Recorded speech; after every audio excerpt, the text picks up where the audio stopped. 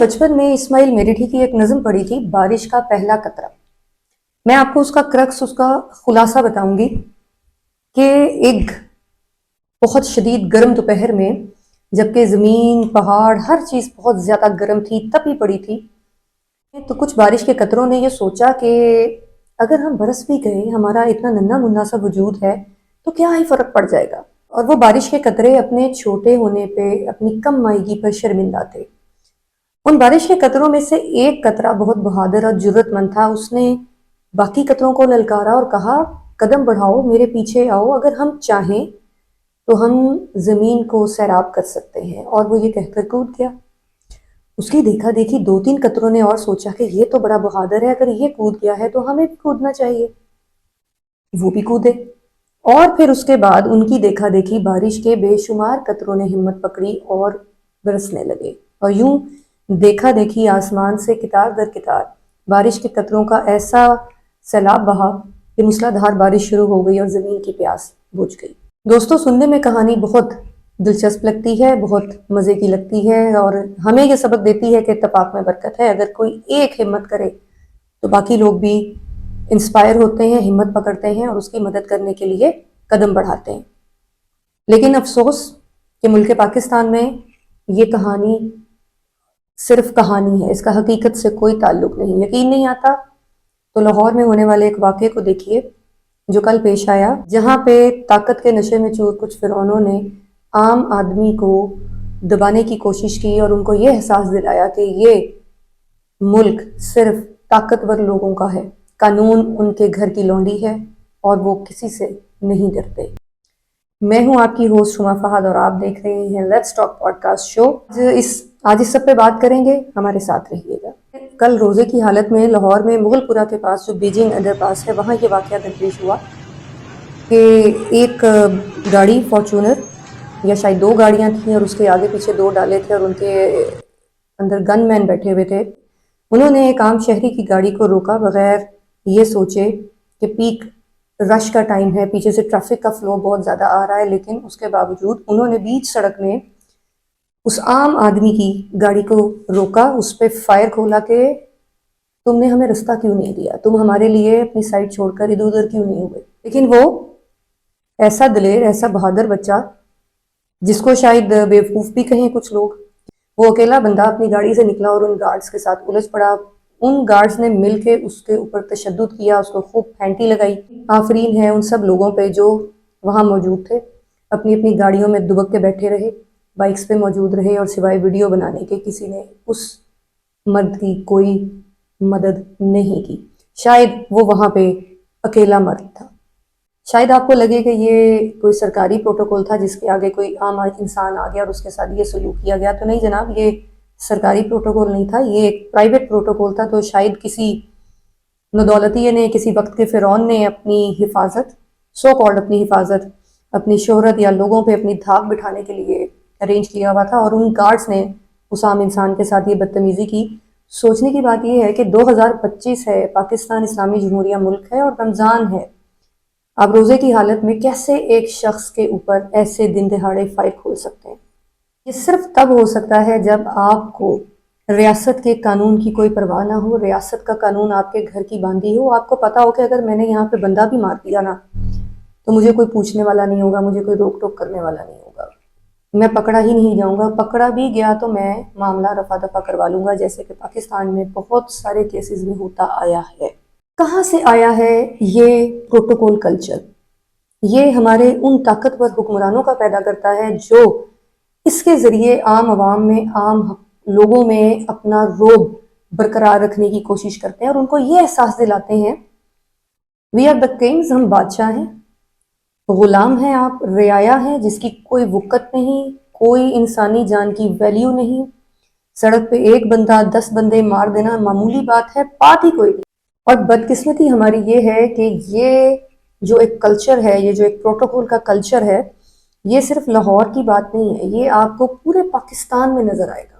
جس کے پاس 4 پیسے آ جاتے ہیں وہ ڈالا لینا اپنا فرض عین سمجھتا ہے، اسکوٹر والی گاڑی لینا اپنے فرض عین سمجھتا ہے۔ ایسا کون سا خطرہ ہے بھائی؟ آپ کے ایسے کون سے دشمنی ہیں جس کی وجہ سے آپ گارڈز رکھ رہے ہیں اور وہ گارڈز اس قدر بدتمیز ہیں، اس قدر فرعونیت بھرے ہیں.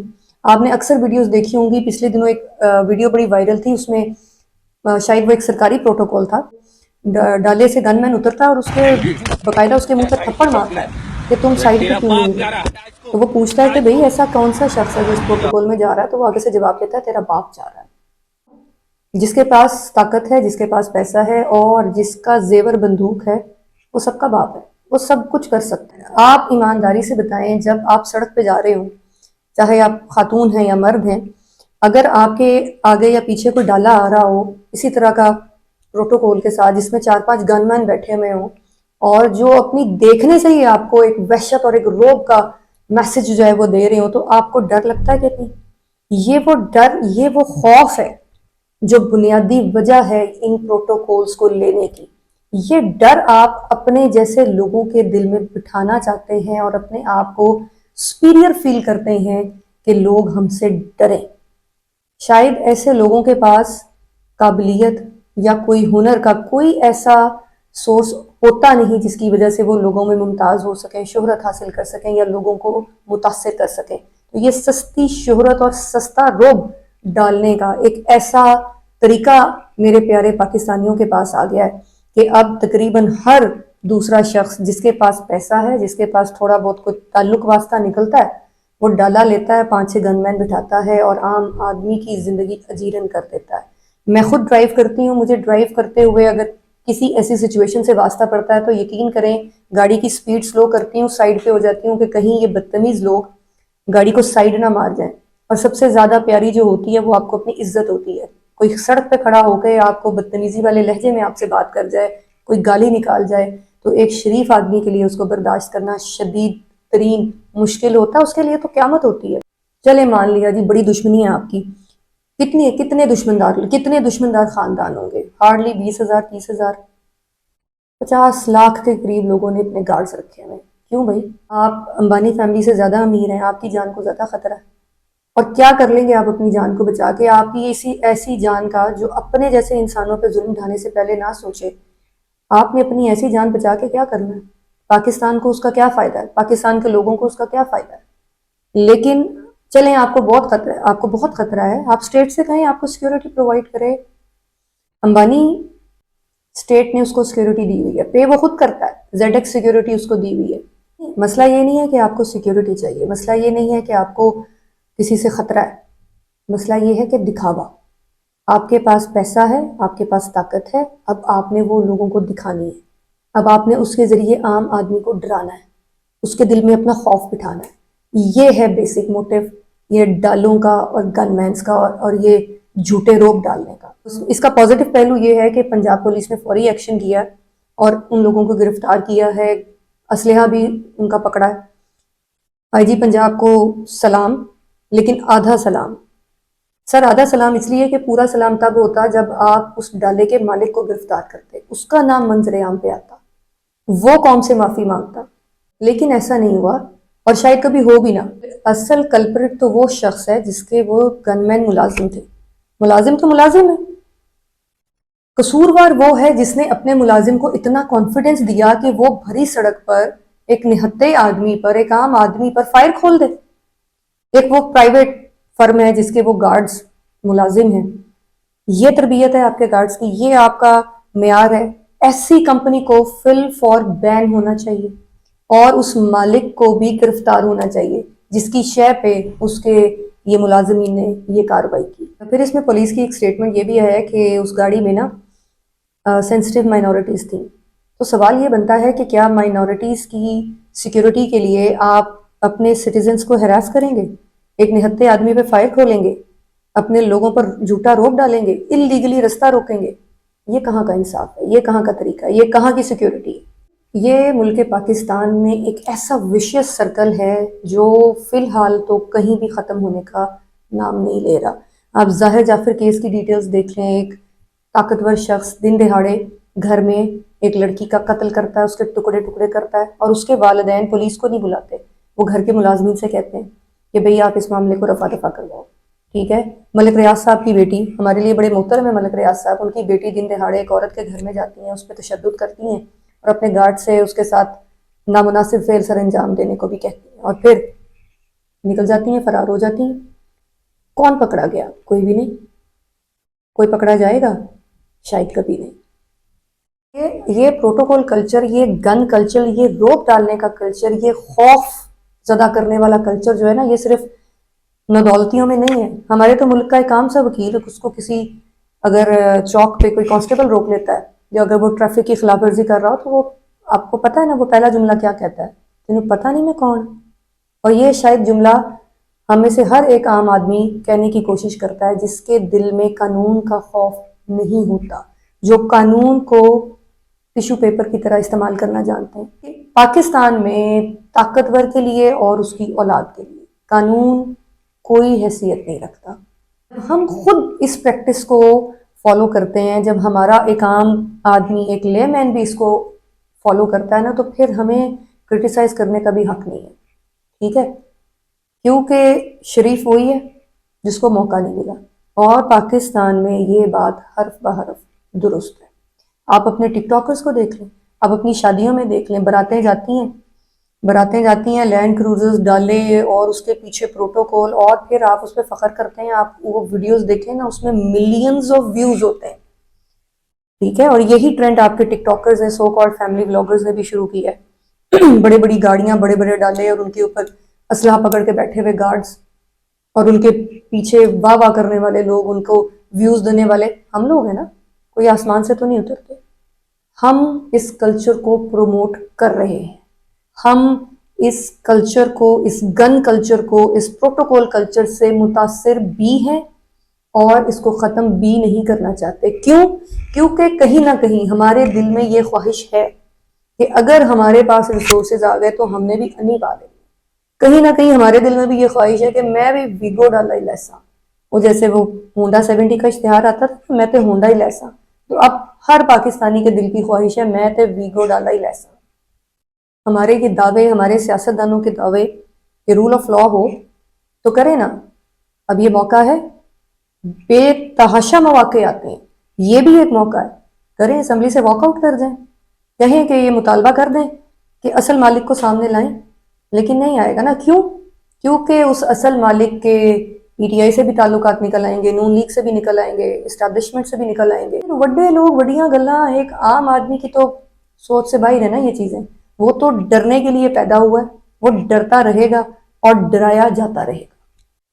ہماری بحیثیت کام پاکستانی آئی جی پنجاب صاحب سے یہ درخواست ہے، مریم نواز صاحبہ سے یہ درخواست ہے کہ یہ جتنے لوگ ذاتی گارڈز رکھ کے پھر رہے ہیں نا، ان سب کو 24 گھنٹے کا ٹائم دیں، ان سے کہیں کہ ریٹن سبمٹ کروائیں، کہ ریزن دیں ان کو یہ سیکیورٹی کیوں چاہیے۔ اگر سرکار، اگر ریاست ان کو اجازت دیتی ہے تو یہ گارڈز رکھ سکتے ہیں۔ رمضان کے مہینے میں یہ باتیں کرنا بنتا نہیں ہے، لیکن یہ ایک ایسا ایشو ہے جو جیسے ہی ہوا اس پہ بات کرنا بنتی ہے۔ ہمارا مسئلہ پتہ کیا ہے؟ ہمارا مسئلہ جہالت نہیں ہے، وہ ایک انڈرسٹوڈ بات ہے کہ ہم سب ہیں، ہم سب جاہل ہیں، اور بہت معذرت کے ساتھ ہم سب معاشرتی رویوں میں، اپنے سماجی رویوں میں بہت گھٹیا ہو چکے ہیں۔ معذرت کے ساتھ مجھے یہ لفظ استعمال نہیں کرنا چاہیے، لیکن حقیقت ہے۔